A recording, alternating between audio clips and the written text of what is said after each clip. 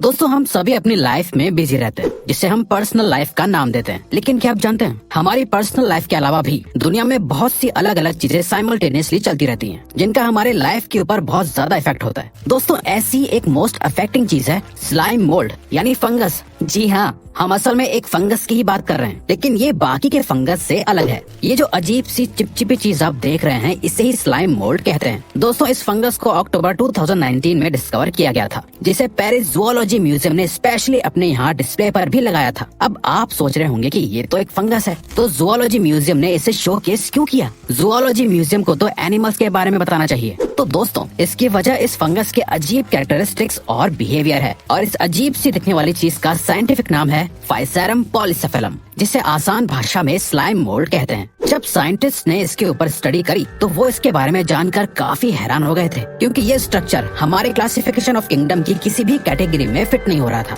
इस slime mould का structure बहुत ही अजीब था। ये चीज दिखने में तो किसी समुद्री पौधे की तरह लग रही थी, लेकिन इसका टेक्सचर एक फंगस की तरह था। सबसे हैरानी की बात यह है कि इसका सेल स्ट्रक्चर इसके फीचर्स के साथ मैच नहीं हो रहा था। जब इस स्लाइम पर डीएनए टेस्ट किया गया तो पता चला कि ये यूनिसेलुलर है। जी हाँ, ये बिल्कुल सच है। अब आप सोच रहे होंगे कि ये ग्रो कैसे होता है? तो जिस तरह से नॉर्मल सेल्स डिवाइड होते हैं, ठीक उसी तरह से इस स्लाइम फंगस का न्यूक्लियस डिवाइड होता रहता है। इसीलिए दोस्तों एक स्लाइम मोल्ड के अंदर इनफाइनाइट न्यूक्लियाई होते हैं। साइंस में इस तरह के ऑर्गेनिजम्स को प्लाज्मोडियम कहा जाता है। किसी भी ऑर्गेनिज्म की मूवमेंट में उसकी बॉडी का बहुत बड़ा रोल होता है। जैसे इंसान की हर मूवमेंट को ब्रेन रेगुलेट करता है। इंसान की बॉडी उसके ब्रेन से नर्व्स के जरिए जुड़ी हुई होती है। ब्रेन के ऑर्डर पर ही आप अपने हाथ और आंखों को मूव कर पाते हैं। दोस्तों इसी तरह से स्लाइम मोल्ड मूव करता है। इस स्लाइम का कोई ब्रेन या नर्व्स नहीं होती है, लेकिन ये फिर भी अपने मूवमेंट्स को गाइड और कंट्रोल कर सकता है। जी हाँ दोस्तों, ये वाकई हैरान करने वाली बात है। ये स्लाइम बहुत ही इंटेलिजेंटली अपने मूवमेंट्स को कैरी करता है। इस स्लाइम के मूवमेंट की एक्यूरेसी को चेक करने के लिए साइंटिस्ट ने इसके ऊपर एक्सपेरिमेंट भी करा। इस एक्सपेरिमेंट को करने के लिए साइंटिस्ट ने स्लाइम मोल्ड के एक टुकड़े को मेज के कोने में रखा। मेज एक तरह की पजल ही होती है,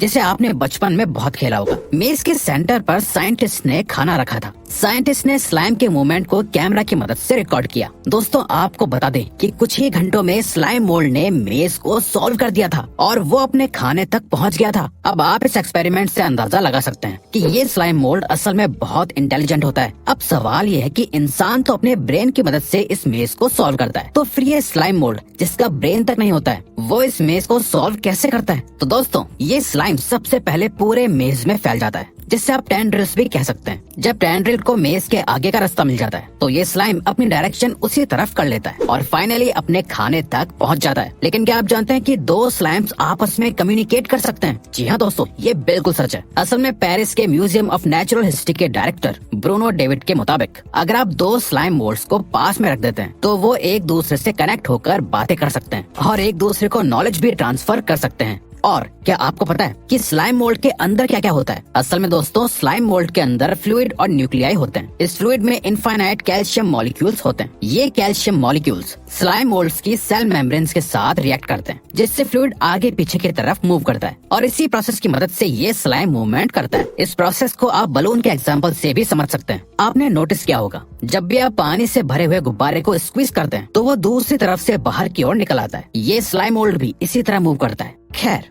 अब तक हमने आपको इस स्लाइम मोल्ड कम फंगस के बारे में बहुत कुछ बता दिया है, तो चलिए अब इसके बेनिफिट्स के बारे में भी जान लेते हैं। दोस्तों क्या आप जानते हैं, इस स्लाइम मोल्ड से आप ऑर्गेनिक नैनो रोबोट बना सकते हैं और ये नैनो रोबोट्स इंसान की जान बचा सकते हैं। जी हाँ, ये बिल्कुल सच है। ये नैनो रोबोट्स बहुत ही ज्यादा एफिशिएंट होंगे। ये रोबोट्स किसी हार्ट के पेशेंट की आर्टरीज में हुए ब्लॉकेज को आसानी से निकाल देंगे, क्योंकि ये नैनो रोबोट्स ऑर्गेनिक होंगे। इसीलिए आर्टरीज में हुए ब्लॉकेज को खत्म करने के बाद ये अपने आप ही बॉडी के अंदर डिसॉल्व हो जाएंगे, जिससे कभी किसी को ये पता नहीं चलेगा कि ऑपरेशन हुआ भी था या नहीं। इसके अलावा साइंटिस्ट्स का मानना है कि ये स्लाइम मोल्ड ऐसी बहुत सी बड़ी बीमारियों को ठीक कर सकता है। यही वजह है कि साइंटिस्ट इस पर लगातार रिसर्च कर रहे हैं। जैसा हमने पहले बताया कि ये स्लाइम मोल्ड ऑटोमेटिकली अपनी डायरेक्शंस को ढूंढता है और ये स्लाइम अपनी डायरेक्शन को कंट्रोल भी कर सकता है। तो दोस्तों साइंटिस्ट स्लाइम मोल्ड की इस डायरेक्शन फाइंडिंग एबिलिटी के ऊपर भी रिसर्च कर रहे हैं, जिसके बारे में अगर हमें पता चल जाता है तो स्लाइम मोल्ड की इस एबिलिटी को समझकर, उसके एल्गोरिदम को समझकर हम उसे ऑटोमेटिक सेल्फ ड्रिवन कार्स में इस्तेमाल कर सकते हैं। अब सेल्फ ड्रिवन कार के बारे में सोचते ही आपके दिमाग में टेस्ला कंपनी का नाम आ जाता होगा,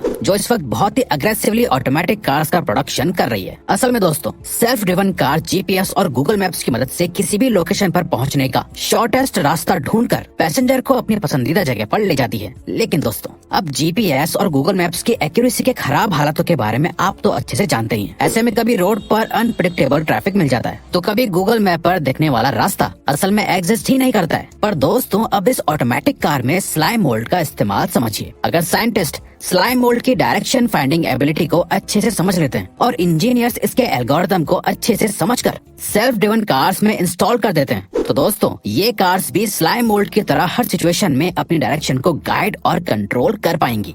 अब दोस्तों, इस स्लाइम मोल्ड के इतने सारे बेनिफिट्स तो हमने आपको बता दिए हैं। अब आपको एक और हैरान करने वाली बात बताते हैं। क्या आप जानते हैं, स्लाइम मोल्ड की इंटेलिजेंस का इस्तेमाल करके हम आर्टिफिशियल इंटेलिजेंस से बिल्कुल ह्यूमंस लाइक रोबोट्स बना सकते हैं, जो अपने डिसीजंस में बिल्कुल एक्यूरेट और प्रेडिक्टेबल होंगे। दोस्तों, यही वजह है कि हमने इस वीडियो की शुरुआत में ह्यूमंस को रिप्लेस करने वाले स्लाइम की बात की थी, क्योंकि दोस्तों ये इंटेलिजेंट स्लाइम एक दिन ह्यूमंस के ब्रेन को भी मात दे देगा। इसके अलावा इन स्लाइम मोल्ड्स के कई अलग अलग टाइप्स होते हैं, यानी फाइसेरम पॉलीसेफेलम के जैसे और भी बहुत से फंगस होते हैं। आप इन सभी की फोटोज देख सकते हैं। साइंटिस्ट ने इन सभी को स्लाइमी मोल्ड का नाम दिया है। लेकिन दोस्तों, इन सभी में से एक फंगस ऐसा भी है जिसके फीचर्स और स्ट्रक्चर इस फाइसेरम पॉलीसेफेलम से मिलते जुलते हैं, लेकिन इसका स्ट्रक्चर असल में फाइसेरम पॉलीसेफेलम से भी बहुत ज्यादा अलग और हैरान करने वाला है।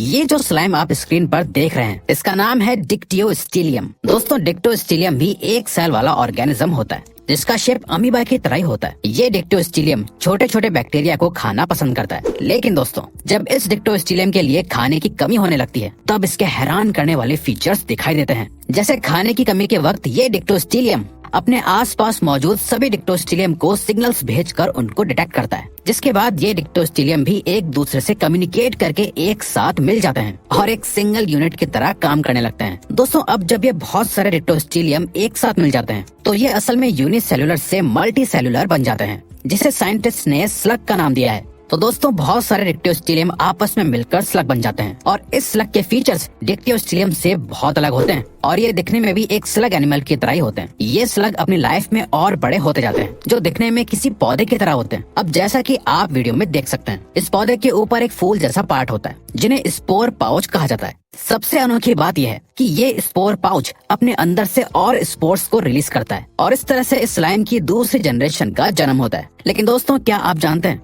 जिस स्टेम से ये स्पोर पाउचेस जुड़े हुए होते हैं, उस स्टेम को ग्रो करवाने के लिए बहुत से सेल्स अपनी कुर्बानी दे देते हैं ताकि उनकी अगली जनरेशन इस दुनिया में आ सके। ये वाकई हैरान करने वाली बात है, क्योंकि सैक्रिफाइसेस तो ह्यूमंस भी बहुत सोच समझ कर करते हैं। तो दोस्तों, आपने देखा कैसे एक सिंगल सेल वाला ऑर्गेनिज्म इवॉल्व होता है और अपनी जरूरतों के मुताबिक ग्रुप का हिस्सा बन जाता है, और तो और वक्त आने पर अपनी लाइफ को सैक्रिफाइस भी कर देता है। क्या आपको नहीं लगता कि ये सेल हर तरह से इंसान की तरह कंपैटिबल है, बल्कि इंसानों से भी ज्यादा एफिशिएंट है? इस स्लाइम मोल्ड्स की और खूबियों पर अभी भी रिसर्च करी जा रही है। देखते हैं हमें और क्या क्या जानने को मिलेगा। तो दोस्तों, अब अगर आपको ये वीडियो अच्छी लगी और आप आगे भी ऐसी ही अमेजिंग वीडियोस देखना चाहते हैं, तो प्लीज हमारे चैनल को सब्सक्राइब करके ऑल नोटिफिकेशन बेल को ऑन कर दो, ताकि हमारी फ्यूचर वीडियोस का नोटिफिकेशन सबसे पहले आपके पास आए। So till then, keep learning, keep growing.